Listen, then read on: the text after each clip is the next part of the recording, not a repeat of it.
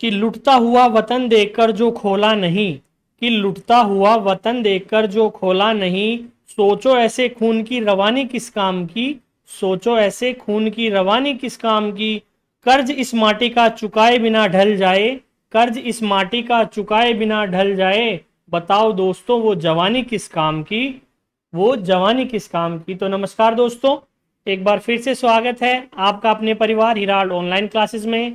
हम उम्मीद करते हैं कि आप सभी सब कुशल होंगे और अपनी जो तैयारी है आगामी परीक्षाओं की, जनरल ड्यूटी का हमने एक इम्पोर्टेंट क्वेश्चंस आपको करा रहे थे, जिसमें हमने सबसे पहले कुछ इंट्रोडक्शन देखा था आर्मी का।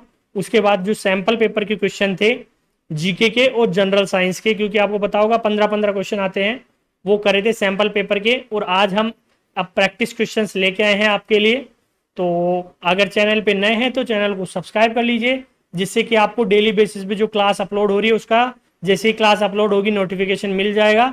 तो आप आके क्लास को देखिए, इसमें जो क्वेश्चंस हैं उनको अच्छे से एक बार सॉल्व तो क्या करना है, उनकी प्रैक्टिस करिए, क्योंकि हम यहाँ पे जो क्वेश्चन कराएंगे वो लगभग सारे क्वेश्चन जितने जीके के इंपॉर्टेंट क्वेश्चन होते हैं जीडी के दृष्टिकोण से वो कवर अप कर लेंगे। साइंस के भी जितने इंपॉर्टेंट क्वेश्चन हैं वो कवर अप कर लेंगे, क्योंकि जो हम ये क्वेश्चन लेके आते हैं ये पिछले जो पेपर हुए थे, यानी कि जो पेपर हो चुके हैं उनको ही छांट के, यानी उनका पैटर्न देखे कि इस टाइप के क्वेश्चन पूछे गए जा चुके हैं विगत वर्षों में और ये पूछे जा सकते हैं, क्योंकि जो पेपर का पैटर्न चलता है वो एक तरीके से ही चलता है, तो उसी टाइप के क्वेश्चन घूम फिरा के वो पूछता है, तो उन्हीं पे बेस्ड है ये। तो क्लास को शुरू करते हैं। इसके साथ साथ अगर आप किसी भी प्रतियोगिता परीक्षा की तैयारी कर रहे हैं और आपको प्रैक्टिस क्वेश्चंस या नोट्स या टॉपिक वाइज पीडीएफ की जरूरत है, तो आप हमारा टेलीग्राम चैनल, जिसकी लिंक डिस्क्रिप्शन में दी हुई है, जाके ज्वाइन कर लीजिए। अगर आप सेकंड ग्रेड की तैयारी कर रहे हैं, फर्स्ट ग्रेड की तैयारी कर रहे हैं, रीट की तैयारी कर रहे हैं, किसी भी कोई से भी कॉम्पिटिशन एग्जाम की तैयारी कर रहे हैं, XYZ कोई से भी, तो हम आपको प्रैक्टिस क्वेश्चंस उसके साथ साथ टॉपिक वाइज पीडीएफ या जो भी आपकी रिक्वायरमेंट है वो टेलीग्राम चैनल पे हम क्या कराएंगे, प्रोवाइड करा देंगे। इसके साथ साथ हम वहाँ पे सेकंड ग्रेड के लिए हमने क्या करा है, क्विज चालू करा है। तो जो भी सेकंड ग्रेड की तैयारी कर रहे हैं साइंस के लिए, वो जाके क्विज को क्या कर सकते हैं, डेली बेसिस पे क्विज दे सकते हैं और अपनी तैयारी को और अच्छे से कर सकते हैं। तो चलिए क्लास को शुरू करते हैं। हमारा जो पहला क्वेश्चन है वो क्वेश्चन है, हमारे राष्ट्रीय ध्वज के मध्य में स्थित धर्म चक्र का रंग कौन सा है। तो देखिए इंपॉर्टेंट क्वेश्चन है कि जो हमारा नेशनल फ्लैग है उसके बीच में आपने देखा होगा गोल चक्र होता है, उसको धर्म चक्र कहते हैं, उसका रंग कौन सा है। तो हमारे ऑप्शन देखिए, सागरीय नीला, नेवी ब्लू, ब्लू या हरा। तो जो इसका राइट आंसर हो जाएगा वो हो जाएगा नेवी ब्लू। कौन सा हो जाएगा, नेवी ब्लू, ऑप्शन सेकंड। ठीक है, अगला देखिए, भारतीय राष्ट्रगान की समय अवधि। तो ये क्या है, बेसिक नॉलेज के क्वेश्चन है। इसी टाइप के क्वेश्चन जीके में आपसे पूछे जाएंगे, क्योंकि सेना है तो हमारी जो देश है या आर्मी, उसी से रिलेटेड क्वेश्चन पूछे जाते हैं। तो ये इंपॉर्टेंट क्वेश्चन है और वैसे भी जनरल नॉलेज के लिए आपको पता होना चाहिए हमारी जो राष्ट्रगान की समाअवधि है वो कितनी है, वो है 52 सेकंड। कितनी है, 52 सेकंड, यानी कि ऑप्शन थर्ड कौन सा हो जाएगा, 52 सेकंड क्या हो जाएगा, हमारा राइट आंसर हो जाएगा। अगला देखिए, भारत का राष्ट्रीय पुष्प कौन सा है, ये भी इंपॉर्टेंट है। नेशनल फ्लावर ऑफ इंडिया कौन सा है, गुलाब, कमल, गेंदा या सूरजमुखी। तो जिसका राइट आंसर हो जाएगा वो हो जाएगा कमल, यानी कि लोटस क्या है, हमारा नेशनल फ्लावर है। ठीक है, अगला है, भारतीय राष्ट्रगान को संगीतबद्ध किया है। ध्यान से देखिए, संगीतबद्ध किया है, लिखना अलग है, संगीतबद्ध अलग है। जिसने जो संगीतबद्ध किया है तो रविंद्रनाथ टैगोर यानी RN टैगोर, वायुसेना बैंड, राम सिंह या इनमें से कोई नहीं। तो इसका राइट आंसर क्या हो जाएगा, राम सिंह ने। कि भारतीय राष्ट्रगान को संगीतबद्ध किसने किया है, वो किया है राम सिंह ने। ठीक है, तो ऑप्शन थर्ड क्या हो जाएगा, राइट आंसर हो जाएगा। अगला देखिए, भारतीय सेनाओं का सर्वोच्च कमांडर कौन होता है। तो मैंने जब आपको इंट्रोडक्शन कराया था पहली क्लास के अंदर, वहां पे आपको बताया था कि जो कमांडर इन चीफ होता है भारतीय सेनाओं का तीनों का, वो कौन होता है, तो फर्स्ट पर्सन ऑफ इंडिया जो कौन है, महामहिम राष्ट्रपति हैं। इसके साथ साथ मैंने बताया था अभी चेंज हो गए, श्रीमती द्रौपदी मुर्मू क्या है हमारी अभी राष्ट्रपति है, पहले कौन थे, श्री रामनाथ कोविंद थे। ठीक है, तो ऑप्शन सेकंड राष्ट्रपति ही क्या होते हैं, सर्वोच्च कमांडर होते हैं, जिनको क्या कहा जाता है, कमांडर इन चीफ कहा जाता है। ठीक है, अगला देखिए, भारत का राष्ट्रीय पशु बाघ अन्य किस नाम से जाना जाता है, यानी कि जो भारतीय राष्ट्र पशु बाघ है उसका और नाम क्या है। तो देखिए, रॉयल बंगाल टाइगर, पैंथर, धारीदार बाघ, इनमें से कोई नहीं। तो जो इसका राइट आंसर हो जाएगा तो क्या जाना जाता है, रॉयल बंगाल टाइगर। ठीक है, तो सिक्स का ऑप्शन क्या हो जाएगा, फर्स्ट क्या हो जाएगा, राइट आंसर हो जाएगा। यानी कि राष्ट्रीय पशु जो बाघ है उसको किस नाम से जाना जाता है, रॉयल बंगाल टाइगर के नाम से। अगला देखिए क्वेश्चन 7 है, कथकली यानी जो कथकली है वो कौन से राज्य से संबंधित है। तो ये है कि केरल, आंध्र प्रदेश, कर्नाटक या ओडिशा। तो जो इसका राइट आंसर हो जाएगा वो हो जाएगा केरल, यानी कि कथकली नृत्य केरल राज्य से संबंधित है। ठीक है, जैसे राजस्थान से कौन सा है, तो राजस्थान से है घूमर। ठीक है, तो वैसे ही कथकली है केरल से। अगला देखिए, कुचिपुड़ी नृत्य का प्रारंभ कहाँ हुआ था, यानी जो कुचिपुड़ी नृत्य है इसका प्रारंभ कहाँ हुआ था, आंध्र प्रदेश, केरल, कर्नाटक या तमिलनाडु। तो इसका जो राइट आंसर हो जाएगा वो हो जाएगा आंध्र प्रदेश, यानी कुचिपुड़ी नृत्य है वो कहाँ का है, तो वो है आंध्र प्रदेश। ठीक है, अगला देखिए, प्रसिद्ध लोक नृत्य लंबाड़ी किस प्रदेश से संबंधित है। तो लोक नृत्य भी क्या है, एक इंपॉर्टेंट टॉपिक है, वो आपको पता ही नहीं चाहिए। तो जो लोक नृत्य लंबाड़ी है वो कहाँ से संबंधित है इसका, तो ये भी किससे संबंधित है, आंध्र प्रदेश से ही संबंधित है। ठीक है, आंध्र प्रदेश से संबंधित है। ऑप्शन सेकंड क्या हो जाएगा, राइट आंसर हो जाएगा। अगला देखिए इंपॉर्टेंट क्वेश्चन है, पंडित रविशंकर का संबंध किस वाद्य यंत्र से था, क्योंकि वो अब नहीं रहे हैं, तो किससे था, यानी वो कौन सा वाद्य यंत्र बजाते थे। तो जो इसका राइट आंसर हो जाएगा वो हो जाएगा सितार। वो क्या थे, एक सितार वादक थे। ठीक है, अगला देखिए, डांडिया किस राज्य का लोकप्रिय नृत्य है। ये तो आपको लगभग सबको ही पता होगा कि गरबा और डांडिया कहाँ का है, प्रसिद्ध लोक नृत्य, तो ये है गुजरात का। ठीक है, तो ऑप्शन थर्ड क्या हो जाएगा, राइट आंसर हो जाएगा। अगला देखिए, झारखंड में पाइका है एक, यानी कि जो झारखंड में पाइका किस नाम से जाना था, या क्या है, एक लोकगीत, लोक नृत्य, वाद्य यंत्र या चित्रकला। तो ये क्या है, एक लोक नृत्य है, झारखंड का लोक नृत्य है पाइका। ठीक है, अगला देखिए, निम्नलिखित में से कौन सा वाद्य यंत्र सबसे प्राचीन है, यानी जो सबसे पुराना वाद्य यंत्र है वो कौन सा है, सितार, तबला, सरोद या वीणा। तो जो इसका राइट आंसर हो जाएगा वो हो जाएगा वीणा। वीणा क्या है, सबसे प्राचीन वाद्य यंत्र है, यानी ऑप्शन 4 क्या हो जाएगा, राइट आंसर हो जाएगा। अगला देखिए, हरिप्रसाद चौरसिया किससे संबंधित है। यह भी इंपॉर्टेंट है कि जो हरिप्रसाद चौरसिया है वो किससे संबंधित है, सितार, शहनाई, तबला या बांसुरी। तो जो इसका राइट आंसर हो जाएगा वो हो जाएगा बांसुरी, यानी वो क्या थे, बांसुरी वादक थे। शहनाई का आपने एक चैप्टर पढ़ा होगा, बिस्मिल्लाह खान है। तबला का हमने पढ़ा था, जाकिर हुसैन है। और सितार का भी हमने देखा था, पंडित रविशंकर है। ठीक है, तो चारों ऑप्शनों के चार मैंने आपको बता दिए। तो इससे क्या बन गए, 4 क्वेश्चन बन गए। कोई सा भी आपको पूछे तो आप बता सकते हैं। तो हरिप्रसाद चौरसिया क्या थे, एक बांसुरी वादक थे। अगला देखिए, दिल्ली के किस स्मारक को ताजमहल का पूर्ववर्ती माना जाता है, यानी कि जो दिल्ली की कौन सी बिल्डिंग है जिसको क्या माना जाता है, ताजमहल का पूर्ववर्ती। तो इसके ऑप्शंस हैं, सफदरजंग का मकबरा, मोती मस्जिद, हुमायूं का मकबरा, उपयुक्त में से कोई नहीं। तो इसका जो राइट आंसर हो जाएगा वो हो जाएगा हुमायूं का मकबरा। ठीक है, यानी कि जो हुमायूं का मकबरा है उसको क्या माना जाता है, ताजमहल का पूर्ववर्ती माना जाता है। अगला देखिए, नोबेल पुरस्कार किस वर्ष में प्रारंभ हुए। मोस्ट इंपोर्टेंट क्वेश्चन है कि नोबेल पुरस्कार मिलते हैं वो किस वर्ष प्रारंभ हुए। तो जो नोबेल पुरस्कार हैं वो 1901 में प्रारंभ हुए थे। ठीक है, कब हुए थे, 1901 के अंदर। हमारे जो कैलाश सत्यार्थी थे उनको भी नोबेल पुरस्कार मिला था लेटेस्ट। ठीक है, तो ये कब चालू हुए थे, तो ये हुए थे 1901 के अंदर। इसके बाद देखिए क्वेश्चन नंबर 17, ये भी इंपॉर्टेंट क्वेश्चन है, पराक्रम के लिए दिए जाने वाला सर्वोच्च पुरस्कार है। तो सेना के अंदर पराक्रम के लिए जो सर्वोच्च पुरस्कार है, ये भी मैंने आपको इंट्रोडक्शन क्लास में बताया था, वो कौन सा होता है, वो होता है परमवीर चक्र। यानी कि ऑप्शन फर्स्ट क्या हो जाएगा, राइट आंसर हो जाएगा। परमवीर चक्र क्या होता है, सर्वोच्च पुरस्कार होता है। अगला देखिए, सबसे पुराना वेद कौन सा है। आपको पता होना चाहिए हमारे 4 वेद हैं, सामवेद, अथर्ववेद, यजुर्वेद और ऋग्वेद। इनमें जो सबसे पुराना है वो कौन सा वेद है, तो ऋग्वेद क्या है, सबसे पुराना वेद माना जाता है कि कौन सा है वो, ऋग्वेद, यानी ऑप्शन 4 क्या हो जाएगा, राइट आंसर हो जाएगा। अगला देखिए, ऋग्वेद में सबसे ज्यादा स्त्रोत किस देवता को समर्पित है। यानी जो ऋग्वेद है जो सबसे पुराना वेद है उसमें सबसे ज्यादा स्त्रोत है वो किस देवता को समर्पित है, इंद्र, सूर्य, विष्णु या वरुण।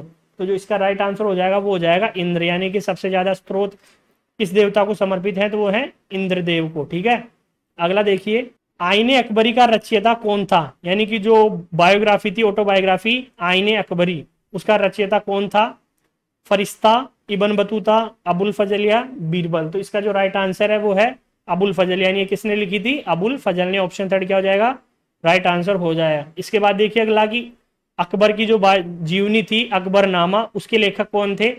तो इसके ऑप्शन है अकबर, फैजी, अबुल फजल या के आबिद ख्वाजा। तो जो इसका राइट आंसर है वो हो जाएगा अबुल फजल, यानी ये भी किसने लिखी थी? अबुल फजल ने लिखी। तो आईने अकबरी भी क्या थी? अकबर की ही जीवनी थी, और अकबरनामा भी क्या थी? अकबर की ही जीवनी थी। और किसने लिखी थी? दोनों ही अबुल फजल ने। ठीक है, अगला देखिए, देवदास उपन्यास किसके द्वारा लिखा गया था? इंपॉर्टेंट है ये भी। देवदास जो उपन्यास था वो किसने लिखा था? तो शरत चंद्र चटर्जी, बंकिम चंद्र चटर्जी, रविंद्रनाथ टैगोर, ताराशंकर बंदोपाध्याय। तो जिसका राइट आंसर है वो है, किसने लिखी थी? ये शरत चंद्र चटर्जी ने। ठीक है, और हमारा जो राष्ट्रगीत है जन वंदे मातरम, वो किसने लिखा था? वो लिखा था बंकिम चंद्र चटर्जी ने। और जो राष्ट्रगान है जनगण मन, वो किसने लिखा था? वो लिखा था रविंद्रनाथ टैगोर ने। ठीक है, तो देवदास लिखा था शरत चंद्र चटर्जी। ऑप्शन फर्स्ट क्या हो जाएगा? राइट आंसर हो जाएगा। अगला देखिए, जय जवान जय किसान जय विज्ञान का नारा दिया था, ये किसने दिया था कि जय जवान जय किसान जय विज्ञान? बाल गंगाधर तिलक, इंदिरा गांधी, अटल बिहारी वाजपेयी या पंडित जवाहरलाल नेहरू? तो जो इसका राइट आंसर हो जाएगा वो हो जाएगा अटल बिहारी वाजपेयी ने। ठीक है, तो जय जवान जय किसान के साथ जय विज्ञान मिला के जो नारा दिया था वो दिया था अटल बिहारी वाजपेयी ने। ठीक है, अगला देखिए, इनकलाब जिंदाबाद का नारा सबसे पहले दिया गया था, यानी इनकलाब जिंदाबाद का जो नारा था वो सबसे पहले किसने दिया था?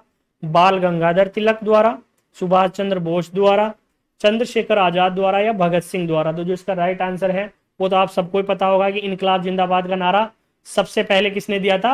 भगत सिंह ने दिया था। ठीक है, तो ऑप्शन 4 क्या हो जाएगा? राइट आंसर हो जाएगा। अगला देखिए, दिल्ली चलो का महत्वपूर्ण आह्वान दिया गया था, यानी दिल्ली चलो का जो आह्वान करा था वो किसने करा था? लाला लाजपत राय द्वारा, भगत सिंह द्वारा, सुभाष चंद्र बोस द्वारा या जवाहरलाल नेहरू द्वारा? तो जिसका राइट आंसर है वो हो जाएगा सुभाष चंद्र बोस, यानी दिल्ली चलो किसने कहा था? सुभाष चंद्र बोस। इसके साथ साथ इनका एक नारा और था, वो कौन सा था? तुम मुझे खून दो मैं तुम्हें आजादी दूंगा। ये भी किसने दिया था नारा? ये दिया था सुभाष चंद्र बोस ने। ठीक है, अगला है, किसने कहा था आओ हम वेदों की ओर पुनः उन्मुख हो? यानी कि ये जो नारा था कि आओ हम वेदों की ओर पुनः उन्मुख हो, ये किसने कहा था? विवेकानंद, दयानंद सरस्वती, राजा राम मोहन रॉय या अरविंद घोष? तो इसका जो राइट आंसर है वो हो जाएगा दयानंद सरस्वती ने कहा था। किसने कहा था? दयानंद सरस्वती ने। ऑप्शन सेकंड क्या हो जाएगा? राइट आंसर हो जाएगा। अगला देखिए, जय जवान जय किसान का नारा किसने दिया था? महात्मा गांधी, लाल बहादुर शास्त्री, चौधरी चरण सिंह, पंडित जवाहरलाल नेहरू? तो जो इसका राइट आंसर है वो है लाल बहादुर शास्त्री, यानी जय जवान और जय किसान का नारा तो किसने दिया था? लाल बहादुर शास्त्री ने। और जय जवान जय किसान और जय विज्ञान का नारा किसने दिया था?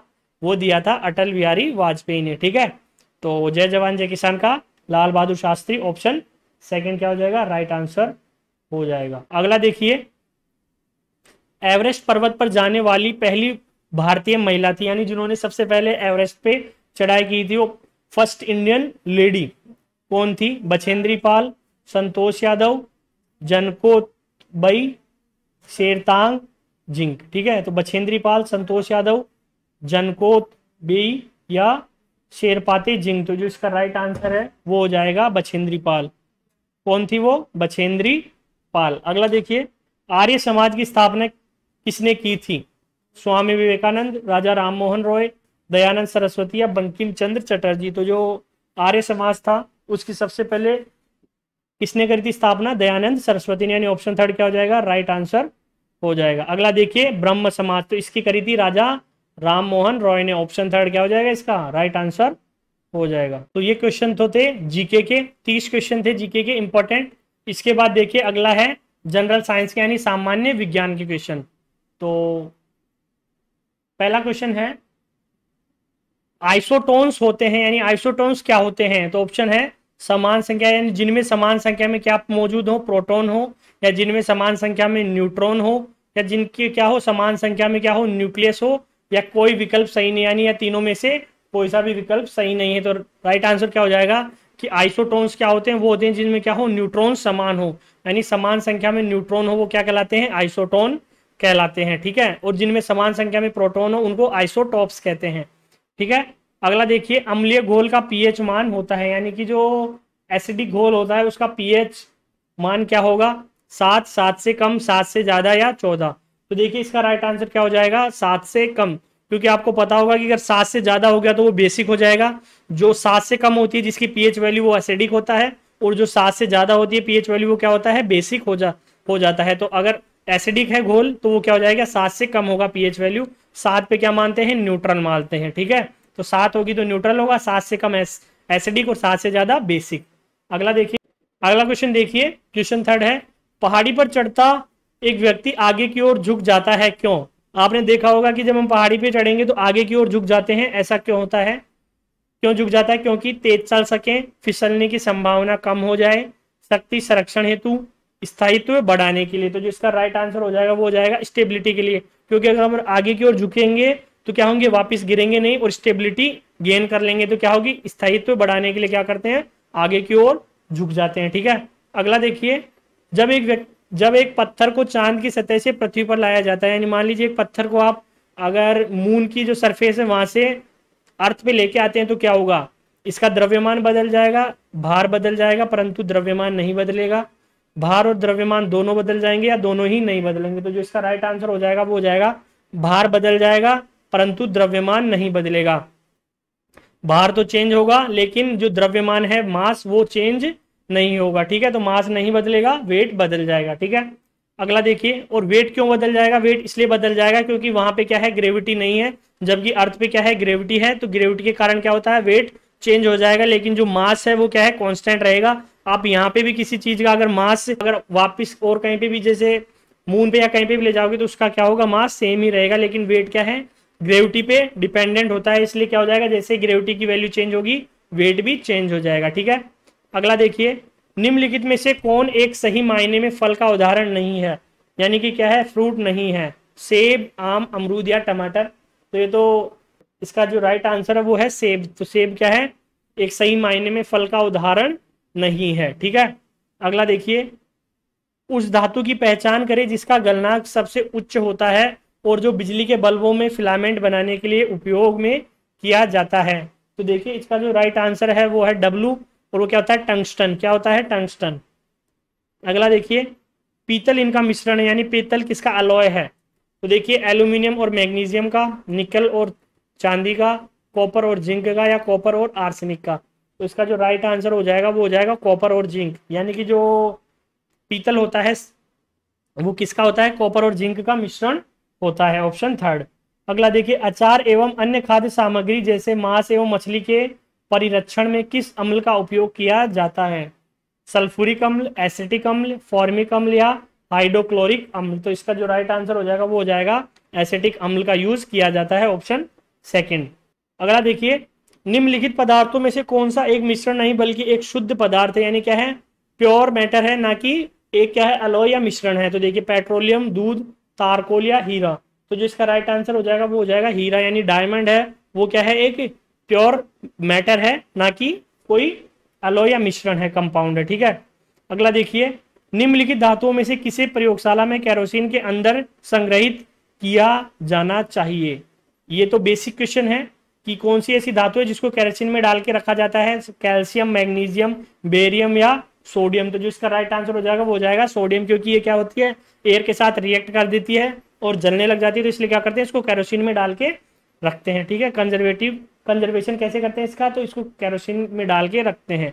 10th क्लास में साइंस की बुक में आप देख लेंगे तो वहां पे ये दिया हुआ है। अगला देखिए, टूथपेस्ट में किस सामग्री को एक अपघर्षी के रूप में प्रयोग किया जाता है, sodium chloride, sodium chloride, silica gel, calcium chloride, ठीक है। तो शायद एक ऑप्शन यहाँ पे डबल बार आ गया है, सोडियम क्लोराइड, सोडियम क्लोराइड। तो इसका राइट आंसर क्या हो जाएगा, वो हो जाएगा सिलिका जेल, ऑप्शन थर्ड। क्या होता है, जिसको एक अपघर्षी के रूप में प्रयोग में किया जाता है। अगला देखिए, निम्नलिखित में से कौन सी फसल अक्टूबर से मार्च की अवधि के दौरान उगाई जा सकती है, चना, मूंगफली, कपास या मक्का। तो जो इसका राइट आंसर हो जाएगा वो हो जाएगा चना। क्या हो जाएगा, चना। अगला देखिए, निम्नलिखित में से किस तत्व की संयोजकता शून्य के बराबर होती है, हीलियम, ऑक्सीजन, यूरेनियम या सोना। तो जो राइट आंसर है वो हो जाएगा हीलियम की। किसकी, हीलियम की संयोजकता क्या होती है, शून्य के बराबर होती है। अगला देखिए, निम्नलिखित तत्वों में से कौन सा तत्व कक्ष तापमान लगभग 30 डिग्री सेल्सियस पर द्रव अवस्था में मौजूद होता है। ये भी बिल्कुल सिंपल सा है, क्लोरीन, हीलियम, सोडियम या गैलियम। तो इसका जो राइट आंसर हो जाएगा वो हो जाएगा गैलियम। क्या हो जाएगा? गैलियम। अगला देखिए, निम्नलिखित ऑक्साइड में से कौन नम लाल लिटमस पत्र को नीले में परिवर्तित नहीं करेगा? तो कौन सा है? Calcium oxide, magnesium oxide, carbon dioxide, sodium oxide. तो जो इसका राइट आंसर हो जाएगा वो कौन सा हो जाएगा? Carbon dioxide. ठीक है, कार्बन डाइऑक्साइड। तो आपको पता होगा एक टेस्ट है लिटमस पेपर का, ब्लू टू रेड और रेड टू ब्लू का। ठीक है, तो कार्बन मोनोऑक्साइड क्या करेगा? परिवर्तित नहीं करेगा लाल लिटमस को नीले लिटमस में। ठीक है, क्योंकि ये क्या है?